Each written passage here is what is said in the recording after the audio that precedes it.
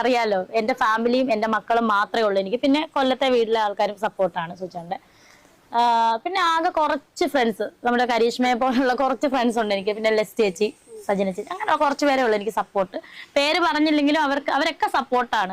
എല്ലാവർക്കും നമ്മുടെ പുതിയൊരു വീഡിയോയിലേക്ക് സ്വാഗതം. നമ്മുടെ ഇന്നത്തെ വിഷയവും രേണുസുതി തന്നെയാണ്. രേണുസുതി ബിഗ് ബോസിലേക്കോ? ഇതാണ് നമ്മുടെ ഇന്നത്തെ ചോദ്യം. എല്ലാവരും കമന്റ് ചെയ്യണം കേട്ടോ. നിങ്ങൾ അതിനെക്കുറിച്ചുള്ള കാര്യങ്ങൾ അറിഞ്ഞിട്ടുണ്ട് എങ്കിൽ നിങ്ങൾ കമന്റ് ബോക്സിൽ കമന്റ് ചെയ്യണം. വീഡിയോ സ്കിപ്പ് ചെയ്യാതെ കാണുക കേട്ടോ. ഒരുപാട് ഇൻഫർമേഷൻസ്, അതായത് നമ്മുടെ രേണു ചേച്ചി പറയുന്ന വളരെ വിലപ്പെട്ട ഒരുപാട് മെസ്സേജുകളൊക്കെ നമ്മുടെ ഈ ഒരു വീഡിയോയിലൂടെ നിങ്ങളുമായിട്ട് പങ്കുവയ്ക്കുന്നുണ്ട്. അപ്പൊ ആരും സ്കിപ്പ് അടിക്കാതിരിക്കുക, വീഡിയോ ഫുള്ളായിട്ട് കാണുക. അപ്പം ആദ്യം തന്നെ ഒരു കാര്യം പറഞ്ഞോട്ടെ. രേണു ചേച്ചിക്ക് അറിഞ്ഞൂടെങ്കിൽ, രേണു ചേച്ചിക്ക് അറിയായിരിക്കും, രേണു ചേച്ചി എന്ന് വിളിക്കില്ല, രേണുസുതിക്ക് അറിഞ്ഞു, രേഷ്മ തങ്കച്ചൻ അറിയില്ല എങ്കിൽ എന്താ ഒരു കാര്യം പറഞ്ഞോട്ടെ. ബിഗ് ബോസിലേക്ക് എൻട്രി ലഭിച്ചു കഴിഞ്ഞാൽ നമുക്കറിയാവുന്ന കാര്യമാണ്. ബിഗ് ബോസിൽ എൻട്രി ലഭിച്ചു. ബിഗ് ബോസിന്റെ ഇൻട്രൊഡ്യൂസ്, അതായത് മോഹൻലാൽ ഇൻട്രൊഡ്യൂസ് ചെയ്തൊരു ദിവസം ഉണ്ടല്ലോ ഓരോ ആളുകളെ കുറിച്ച്, ആ ഒരു ടൈമിൽ മാത്രമേ ബിഗ് ബോസിൽ ആരൊക്കെ ഉണ്ട് എന്നുള്ള കാര്യം പുറത്തറിയാവൂ. അതാണ് അവിടുത്തെ റൂൾ എന്ന് പറയുന്നത്. അതുപോലും മനസ്സിലാക്കാതെ കുറച്ച് ആളുകൾ, ഇപ്പം രേണുസുതി അവിടെ ഉണ്ടെങ്കിൽ പോലും അവരെ കുറിച്ച് അങ്ങനെ പുറത്ത് പറയാൻ പാടില്ല. അതാണ് അവിടുത്തെ റൂള്. ഓക്കെ, അതവിടെ നിൽക്കട്ടെ. രേണുസുതിയുടെ ചാനലിൽ അവർക്ക് 3 ചാനലുണ്ട്. 2 മക്കൾക്ക്, അതായത് ഒന്ന് നമ്മുടെ കിച്ചു RD, പിന്നെ ഋതപ്പന്റെ ഒരെണ്ണം, പിന്നെ ഒരെണ്ണം സുധീസ് വ്ലോഗാണെന്ന് തോന്നുന്നു. അങ്ങനെ 3 ചാനലുണ്ട്. അപ്പൊ അതിനകത്ത് ആ 3 ചാനലിനെ സപ്പോർട്ട് ചെയ്യണമെന്നും പറഞ്ഞിട്ട്, അതായത് എൻ്റെ 2 മക്കളുടെ ചാനലിന്റെ എന്റെ ചാനലിലേക്ക് സപ്പോർട്ട് ചെയ്യണം എന്നൊക്കെ പറഞ്ഞ വീഡിയോസ് ഇട്ടിട്ടുണ്ട്. പിന്നെ ഒരു കാര്യം കൂടെ എന്റെ കൂടെ പറയുന്നുണ്ട്, ബിഗ് ബോസിലേക്ക് എന്നെ വിളിച്ചു കഴിഞ്ഞ് ഞാൻ ഉറപ്പായിട്ടും പോകും കേട്ടോ. ഞാൻ ഇന്ന് ഈ വൈകുന്നേരം വരെ ഞാൻ ഇവിടെ തന്നെ ഉണ്ട്, ഞാൻ എങ്ങും പോയിട്ടില്ല കേട്ടോ എന്നൊക്കെ പറയുന്നുണ്ട്. എന്തായാലും നമുക്ക് അറിയാൻ സാധിക്കുന്നത്, നമുക്ക് ഇതുവരെയും നമുക്ക് കിട്ടിയിരിക്കുന്ന അപ്ഡേഷൻസും അറിവും ഒക്കെ വെച്ചിട്ട് നമുക്ക് അറിയാൻ പറ്റുന്നത് രേണുസുതി ബിഗ് ബോസിൽ ഉണ്ട് എന്നുള്ളതാണ്. ഇനി ബിഗ് ബോസിൽ കിടന്നുള്ള രേണുസുതിയുടെ കളികൾ നമുക്ക് ഓരോ ദിവസവും കാണാം. എന്തായാലും രേണുസുതിയുടെ ലൈഫിൽ പറ്റിയ, എന്ന് വെച്ചാൽ രേണുസുതി ഒരാൾ ചതിച്ചു, അതായത് തങ്ങളുടെ കാര്യങ്ങളെല്ലാം മനസ്സിലാക്കിയിട്ട് തങ്ങളുടെ കൂടെ നിന്നുകൊണ്ട് ഞങ്ങളെ ചതിച്ചു എന്നൊക്കെ പറയുന്നുണ്ട്. പറയുന്ന വ്യക്തി നമ്മുടെ ബിഷപ്പിനെ കുറിച്ചാണ് പറയുന്നത്. അതായത് അവരെ കൂടെ നിന്നിട്ട് അവരുടെ രഹസ്യങ്ങളൊക്കെ ചൂഴ്ന്നറിഞ്ഞിട്ട് പുറത്തുപോയി അവരെ വിമർശിച്ചു എന്നാണ് രേണുസുതി പറയുന്നത്. എന്തായാലും രേണുസുതിയുടെ വീഡിയോയിലെ കുറച്ച് ഭാഗങ്ങൾ നമുക്ക് കെട്ടുകെട്ടായിട്ട് കുറച്ച് കണ്ടിട്ട് വരാം. അതിനുശേഷം നമുക്ക് കുറച്ച് കാര്യങ്ങൾ സംസാരിക്കാം. വിഷമമുണ്ട്. കാരണം ഓരോ പ്രാവശ്യം ഓരോന്ന് കേൾക്കുമ്പോൾ ഞങ്ങൾ ആദ്യമൊക്കെ വിചാരിച്ച് അങ്ങനെ പറയാം, നമുക്ക് മക്കള് കുടുംബം അവരുള്ളതുകൊണ്ട് മാത്രം അതിന്റെ പേര് മാത്രം ജീവിച്ചിരിക്കാം, അല്ലെങ്കിൽ ഇതിനു മുമ്പ് എന്തെങ്കിലും ഒരു നമുക്ക് പറയാൻ പറ്റില്ല, അതുപോലെ ഒരു മാനസികാവസ്ഥയിലേക്ക് പോയൊരു അവസ്ഥയായിരുന്നു ഞങ്ങളുടെ. അയാള് നല്ല ആളാണ്. അപ്പൊ അയാൾ വന്ന് തിരക്കുകയും ഇപ്പൊ ചെയ്യുമ്പോൾ നമ്മുടെ വീട്ടുകാരറിയാതെ പറഞ്ഞു പോകും, ഇന്ന പോലെ കേസ് നടക്കുന്ന കേസില് ഇതെല്ലാം അവരറിയുന്നുണ്ടായിരുന്നു. ഏതാ ഈ വ്ളോഗർമാർ അറിയുന്നുണ്ടായിരുന്നു. നമ്മുടെ കൂടെ ഉണ്ടാവുമെന്ന് വിചാരിച്ച് നമ്മുടെ വീട്ടിൽ വന്നിരുന്ന് നമ്മളോട് പറയോ ഇത് എന്ത് പറ്റി, വീടിന് എന്ത് പറ്റി, ഇതെന്താ. പക്ഷെ ഞങ്ങൾക്ക് അതേക്കുറിച്ചൊന്നും വലിയ ആധികാരികമായിട്ട് പറയാൻ അറിയത്തില്ലാത്ത ആൾക്കാരായിരുന്നു. വീട്ടിൽ വന്നിരുന്നാണ്ട നിങ്ങളുടെ വീടിന്റെ സൈഡ് അങ്ങനെ പോയി ഇങ്ങനെ പോയി, നിങ്ങൾ പറയണം, നിങ്ങൾ പറഞ്ഞ ഞാൻ വിളിച്ച് പറയും എന്നും പറഞ്ഞ് നിർബന്ധിച്ച് ഓരോ ദിവസവും നമ്മളെ കൊണ്ട് അത് പറയിച്ചു കഴിഞ്ഞിട്ട് ലാസ്റ്റ് ആ ആളായിരുന്നു ഞങ്ങൾക്ക് വേണ്ടി ഇതുപോലെ ഞങ്ങളെ ദ്രോഹിച്ചുകൊണ്ടിരുന്നത് ഞങ്ങൾക്ക് പിന്നീടാണ് മനസ്സിലായത്. കാരണം ഒരു 10-12 ഇന്റർവ്യൂയിലൂടെ മനസ്സിലായി ആരാണ് ഞങ്ങളെ ദ്രോഹിച്ചുകൊണ്ടിരുന്ന വ്യക്തികൾ. അപ്പൊ നിങ്ങൾക്ക് മനസ്സിലായി കാണുമല്ലോ. അപ്പം ആ കുപ്പായത്തെ ബഹുമാനിച്ചുകൊണ്ട് ഞാൻ വേറൊന്നും പറയുന്നില്ല. രേണുസുതി ഇപ്പോൾ ഈ ഒരു വീഡിയോ പോസ്റ്റ് ചെയ്തതിന്റെ തന്നെ കാരണം, ഈ വീഡിയോ കുറച്ചൊന്ന് വൈറലായി കഴിഞ്ഞാൽ, അതായത് ബിഗ് ബോസ് എൻട്രിയെ കുറിച്ചാണല്ലോ ചർച്ച ചെയ്തത്. അപ്പൊ ബിഗ് ബോസിലേക്ക് വന്നു കഴിഞ്ഞാൽ ഒരുപാട് ആളുകൾ രേണു എന്താണ് ചെയ്യുന്നത്, രേണു ഉണ്ടോ എന്നൊക്കെ അറിയാനായിട്ട് ആ ഷോ വാച്ച് ചെയ്യുകയും രേണുവിന് നല്ല പബ്ലിസിറ്റി കിട്ടുമെന്നും രേണുവിന് അറിയാം. അതിന് വേണ്ടിയിട്ടാണ് ഈ ഒരു ടൈമിൽ ഇങ്ങനൊരു വീഡിയോ. എന്തുകൊണ്ടാണ് വീഡിയോ എല്ലാ ദിവസവും പോസ്റ്റ് ചെയ്യാത്തത്? അത് എൻ്റെ ഫോണേ ഉണ്ടല്ലോ, കൊള്ളത്തില്ല കേട്ടോ, സെക്കൻഡ് ഹാൻഡ് ഫോണാണോ, അത് ഇവിടെ തൊട്ട് കഴിഞ്ഞാൽ അവിടെ പോകും കേട്ടോ. എന്താ ചക്കിന് വെച്ചത് കൊക്കിന് കൊള്ളും കേട്ടോ.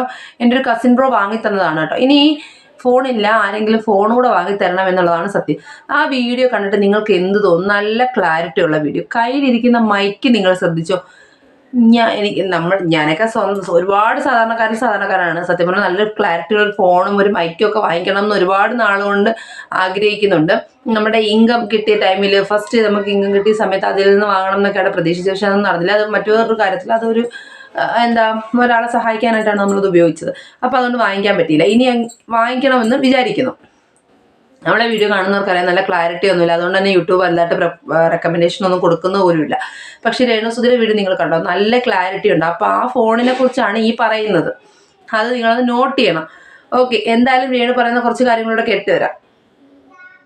വീഡിയോയുടെ എനിക്ക് നല്ലൊരു ഫോണില്ല. ഒന്നാമത്തെ എന്റെ ഫോൺ കണ്ടു കഴിഞ്ഞാൽ ചക്കിന് വെച്ചത് കൊക്കിന് കൊണ്ട പോലത്തെ സാധനമാണ്. ഇവിടെ ചെക്കി അവിടെയാണ് ചെന്ന് അവസാനിക്കുന്നത്. ഭയങ്കര ഒരു മോശമായിട്ടുള്ള ഫോണാണ്. മോശമല്ല, കേടായിട്ടുള്ള ഫോണാണ്. ഓട്ടം തന്നെയാണ്, ആൽബത്തിനും അതുപോലെ ഷോർട്ട് മൂവീസും എല്ലാം കൊണ്ട് നല്ല തിരക്ക് പിടിച്ച ഒരു സമയമാണ്. അതുകൊണ്ട് ഒന്നും ചെയ്തിട്ടില്ല, അതേ തുടർന്ന് ഇതുപോലെ അനുഭവിക്കേണ്ട ഒരു കുടുംബം ഉണ്ടാവുമെന്ന് എനിക്ക് തോന്നുന്നില്ല. ചരിത്രത്തിലുണ്ടെന്ന് എനിക്ക് തോന്നുന്നില്ല. കാരണം എല്ലാ വശത്തു നിന്നും അതുപോലെ നമ്മൾ ഓർത്തിരുന്ന ആൾക്കാർ, നമ്മൾ നല്ലവരെന്ന് ചിന്തിക്കുന്ന ആൾക്കാർ വരെ നമ്മുടെ കൂടെ നിന്നിട്ട് അവര് ഇപ്പം കുറെ വ്ളോഗേഴ്സിനെതിരെ നമ്മൾ കുറെ എല്ലാവർക്കും അറിയാം, ഒരു വ്ളോഗറിനെതിരെ നമ്മൾ നിയമപരമായിട്ട് മുന്നോട്ട് പോകുന്നുണ്ട്. എന്തായാലും നിങ്ങൾ സപ്പോർട്ട് ഉള്ളവർ ഇപ്പോഴും സപ്പോർട്ട് ചെയ്യുക, മുന്നോട്ട് സപ്പോർട്ട് ചെയ്യുക, എന്റെ ചാനലിനെ സപ്പോർട്ട് ചെയ്യുക, മക്കളുടെ ചാനലിനെ സപ്പോർട്ട് ചെയ്യുക. 2 മക്കൾക്കും ചാനലുണ്ട്, അപ്പൊ 2 മക്കളുടെയും ചാനലിനെ സപ്പോർട്ട് ചെയ്യുക. രേണുവിന്റെ ആവലാദികളും വേവലാദികളും ഒക്കെയാണ് കേട്ടോ പറയുന്നത്. അതായത് ഈ ഒരു ബിഷപ്പിനെ കുറിച്ച് പറയാതെ പറയുന്നുണ്ട്. ബിഷപ്പാണല്ലോ അവരെ ഇത്രയും സപ്പോർട്ട് ചെയ്തത്.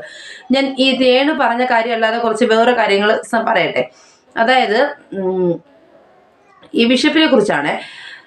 ഈ ബിഷപ്പ് എന്ന് പറഞ്ഞ വ്യക്തിയെ ഇവര് ഇപ്പോൾ ഈ അപമാനിക്കുന്നുണ്ടല്ലോ, കൂടെ നിന്ന് ചതിച്ചു എന്നൊക്കെ പറഞ്ഞിട്ട്.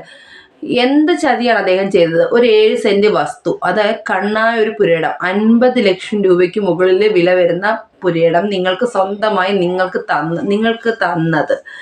ഈ ചാരിറ്റി ഒക്കെ ചെയ്യുമെന്ന് എത്ര കോടീശ്വരർ ചാരിറ്റി ചെയ്യുന്ന ഒരു 3 സെന്റ് വസ്തു കൊടുക്കുമായിരിക്കും, കൂടിപ്പോയൊരു 4 സെന്റ് വസ്തു. ഇത് 7 സെന്റ് വസ്തുവാണ് നിങ്ങൾക്ക് തന്നത്. അതുപോലെ ഈ ചാരിറ്റി ഒക്കെ ചെയ്യുന്ന വീടുകൾ നിങ്ങൾ കണ്ടിട്ടുണ്ടോ? ഒരു 2 മുറി ഒരു വീടും ഒരു അടുക്കളയൊക്കെ ചേർന്ന് ഷീറ്റൊക്കെ അടിച്ച് ആ ടൈപ്പ് വീടാണ്. പക്ഷെ നിങ്ങൾക്ക് ഫിറോസ്, അതായത് ആ കൂട്ടായ്മ നിങ്ങൾക്ക് വെച്ച് തന്ന വീട് എന്താണ്?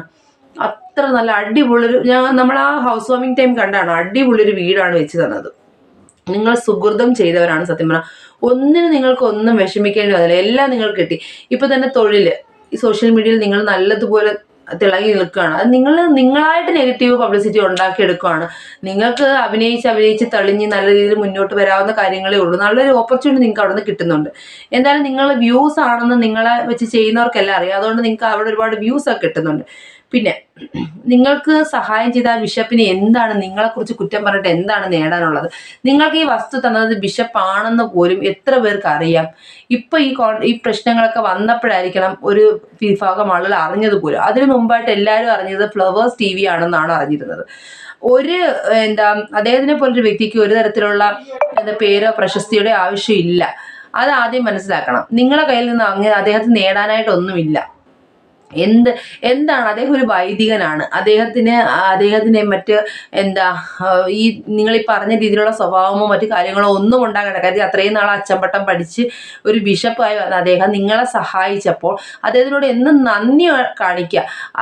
അല്ലെങ്കിൽ അവർ വിമർശിക്കാതെ ഉപദ്രവിക്കാതെ ഇരിക്കുക. അദ്ദേഹത്തിന് നിങ്ങളിൽ നിന്നുണ്ടായ നെഗറ്റീവ് അനുഭവത്തിന്റെ ഫലമായിട്ടാണ് അദ്ദേഹം രംഗത്ത് വന്ന് കാര്യങ്ങൾ അവതരിപ്പിച്ചത്. അല്ലാതെ നിങ്ങളെ ഉപദ്രവിക്കണമെന്നോ നിങ്ങളെ ഉപദ്രവിച്ച് അദ്ദേഹത്തിന് എന്ത് ലഭിക്കാനാണ്? ആ കാര്യങ്ങൾ കോമൺ സെൻസ് നിങ്ങളൊന്ന് മനസ്സിലാക്കുക. നിങ്ങളിലേക്ക് ഇട്ട് തന്നിട്ട് നിങ്ങൾ അദ്ദേഹത്തെ കുറിച്ച് നിങ്ങൾ മനസ്സിലാക്കേണ്ടത്, നിങ്ങളെ വെച്ച് എല്ലാവർക്കും വ്യൂസ് ആണ് വേണ്ടത്. നിങ്ങൾ ഈ കോപ്രായത്തരം കോമാളിത്തരം എന്തെങ്കിലും ഇടുവായത്തരം വർത്തമാനങ്ങൾ പറയുമ്പോൾ അതെടുത്ത് വെച്ചിട്ട് ആളുകൾ റിയാക്ട് ചെയ്യുന്നുണ്ടെങ്കിൽ നിങ്ങളുടെ ഭാഗത്തു നിന്നുണ്ടാകുന്ന മിസ്റ്റേക്കാണ്. നിങ്ങൾ വന്നിരുന്ന് ഇങ്ങനെയുള്ള വർത്തമാനങ്ങൾ പറയുന്നത് കൊണ്ടാണ്. നിങ്ങൾ എന്താ പറയുക, ഞങ്ങളെ ജീവിക്കാൻ അനുവദിക്കില്ല. അതിലെന്ന് പറയുന്ന റിയാക്ഷൻ വ്ളോഗറിനെതിരെ നിങ്ങൾ കേസൊക്കെ കൊടുക്കുകയൊക്കെ ചെയ്തു. നിങ്ങൾ വന്ന് സോഷ്യൽ മീഡിയ വന്നിട്ട് ഇങ്ങനെ കാണിക്കുന്നതുകൊണ്ടും പ്രവർത്തിക്കുന്നതുകൊണ്ടും അല്ല നിങ്ങൾ കണ്ടന്റ് ആയിട്ട് മാറുന്നത്. അത് നിങ്ങൾ മനസ്സിലാക്കുക. നിങ്ങൾ തന്നെയാണ് അങ്ങോട്ട് ഏറിയിട്ട് ചൂണ്ടയിടുമ്പോൾ നിങ്ങളാണ് കയറി കൊത്തുന്നത്. ഈ ഇന്റർവ്യൂസുകാർ നിങ്ങൾ പറയാത്ത കാര്യങ്ങൾ നിങ്ങളെ കൊണ്ട് പറയിച്ചെടുക്കുകയാണ്. അത് നിങ്ങൾ മനസ്സിലാക്കണം. നിങ്ങൾക്കൊരു ലോജിക്കില്ലേ? നിങ്ങൾ ഒരു എന്തായാലും 32 വയസ്സുണ്ട്, 33 34 വയസ്സിന് ഇടയ്ക്കിടയ്ക്ക് പറയുന്ന കേട്ടോ, 32 34 ആ റേഞ്ച് വയസ്സില്ലേ? കൊച്ചു കുട്ടിയൊന്നും അല്ലല്ലോ. നമുക്ക് പെട്ടെന്ന് എന്താണ് അവർ പറയുന്നത് മനസ്സിലാക്കാനുള്ള കോമൺ സെൻസ് ഇല്ലാതിരിക്കുന്നത്. ഇപ്പം അവരെന്താണ് നിങ്ങളിൽ നിന്ന് ഉദ്ദേശിക്കുന്നത് ആ ഒരു ഭാഗം നിങ്ങൾ പറഞ്ഞു കഴിഞ്ഞാൽ നിങ്ങൾക്ക് നാളെ എന്തെങ്കിലും പ്രശ്നം ഉണ്ടാകുമെന്ന് നിങ്ങൾക്ക് ചിന്തിക്കാനുള്ള കഴിവില്ലേ? അന്ന് തന്നെ ആ പ്രതീക്ഷ എന്ന് പറഞ്ഞ പയ്യന് ഫുഡ് വാരി കൊടുത്തപ്പോൾ നിങ്ങൾക്കറിയാം ഇത് നാളെ സോഷ്യൽ മീഡിയ ചർച്ചയാവാം, എനിക്ക് വേണ്ടുന്ന ഇതാണ്, ഈ ചർച്ചയാണ് എന്നുള്ളത് കൊണ്ടാണ് നിങ്ങൾ അങ്ങനെ ചെയ്യുന്നത്. അപ്പം നിങ്ങൾ തന്നെയാണ് നിങ്ങളെ ഈ സോഷ്യൽ മീഡിയയിൽ കണ്ടന്റ് ആക്കി ഇടുന്നത്. അപ്പൊ സ്വയമേ തെറ്റ് ചെയ്തിട്ട് മറ്റുള്ളവരെ പറഞ്ഞിട്ട് എന്താണ് കാര്യം സഹോദരി? ഇത്രേ എനിക്ക് പറയാനുള്ളൂ. നിങ്ങൾക്ക് തന്ന ഈ ഒരു സഹായിച്ച ആളെ നിങ്ങൾ നന്ദി കാണിച്ചില്ലെങ്കിലും ഉപദ്രവിക്കാതിരിക്കുക. അദ്ദേഹത്തിന്റെ പേര് വലിച്ചടിച്ച് അദ്ദേഹത്തിനെ അപമാനിക്കാതിരിക്കുക. ഇത്ര മാത്രമേ എനിക്ക് പറയാനുള്ളൂ. നിങ്ങൾ കാരണം ഒരുപാട് പേർക്ക് ഇനി കിട്ടാൻ ഇരിക്കുന്ന സഹായം നശിപ്പിക്കാതിരിക്കുക. നിങ്ങൾക്ക് ബിഗ് ബോസിലേക്ക് അവസരം കിട്ടുകയാണെങ്കിൽ ഒരുപാട് സന്തോഷം. നിങ്ങൾ ബിഗ് ബോസിൽ ചെന്ന് ബിഗ് ബോസ് താരമായി മാറുക, ഫസ്റ്റ് പ്രൈസ് വാങ്ങിച്ച് നിങ്ങൾ നന്നാവുക. ഈ ഒരു കളി അവിടെ പോയി കളിക്കാതെ നല്ല രീതിയിൽ ഗെയിം കളിച്ച് മുന്നേറാൻ സാധിക്കട്ടെ നിങ്ങൾക്ക്. എന്തായാലും ബിഗ് ബോസ് വരുമ്പം നമുക്കറിയാൻ സാധിക്കും. നിങ്ങളോട് ഈ പറയുന്നവർക്ക് പേഴ്സണലി ഒരു ദേഷ്യവും ഇല്ല. നിങ്ങൾ വന്നിന്ന് പറയുന്ന ഈ ഓരോരോ വേർഡ്സ് നിങ്ങളുടെ വായിൽ നിന്ന് തന്നെ പുറത്തു വരുന്ന കാര്യങ്ങളാണ് നിങ്ങളെ കുറ്റക്കാരിയാക്കി മാറ്റുന്നത്. അത് തന്നെ മനസ്സിലാക്കുക. ഓക്കെ ഫ്രണ്ട്, ഇത്രയും മാത്രമേ എനിക്ക് പറയാനുള്ളൂ. രേണുസുതി ഇത് കാണുകയാണെങ്കിൽ ഒന്ന് മനസ്സിലാക്കാൻ ശ്രമിക്കുക. അല്ലാതെ നിങ്ങളോട് ആർക്കും വൈരാഗ്യം ഉണ്ടായിട്ടല്ല. നിങ്ങളായിട്ട് തന്നെ നിങ്ങളെ സോഷ്യൽ മീഡിയയിൽ കണ്ടന്റ് ആക്കി മാറ്റിക്കൊണ്ടിരിക്കുകയാണ്. അപ്പം നിങ്ങളിത് നിർത്തുന്ന അന്ന് നിങ്ങൾ സോഷ്യൽ മീഡിയയിൽ നിന്ന് പോകണമെന്നല്ല, ഈ കോപ്രായത്തരവും കോമാളിത്തരവും നിങ്ങളെ തന്നെ വിറ്റ് കാശ് മേടിക്കുക. മീൻസ് നെഗറ്റീവ് ഇംപ്രഷനിലൂടെ അത് മനസ്സിലാക്കിയിട്ട് എല്ലാവർക്കും ആ തുടക്കത്തിലുണ്ടായിരുന്ന ഇഷ്ടത്തിലേക്ക് നിങ്ങൾ ബിഗ് ബോസിലെത്തി തിരിച്ചു വരാൻ ശ്രമിക്കുക. എല്ലാവരും നിങ്ങൾക്ക് സപ്പോർട്ട് തന്ന് നല്ലൊരു ബിഗ് ബോസ് താരമായിട്ട് നിങ്ങൾ മാറാൻ ശ്രമിക്കുക. ബിഗ് ബോസിലുണ്ടെങ്കിൽ എല്ലാവർക്കും പുതിയ കണ്ടന്റ് ആയിട്ട് മാറാതിരിക്കുക. അവിടെ നന്നായി കളിച്ച് സമ്മാനം വാങ്ങാൻ നിങ്ങൾക്ക് സാധിക്കട്ടെ എന്ന് ആശംസിക്കുന്നു. പുതിയൊരു വീഡിയോ കണ്ടതിൽ എല്ലാവർക്കും ടാറ്റാ ബൈ ബൈ.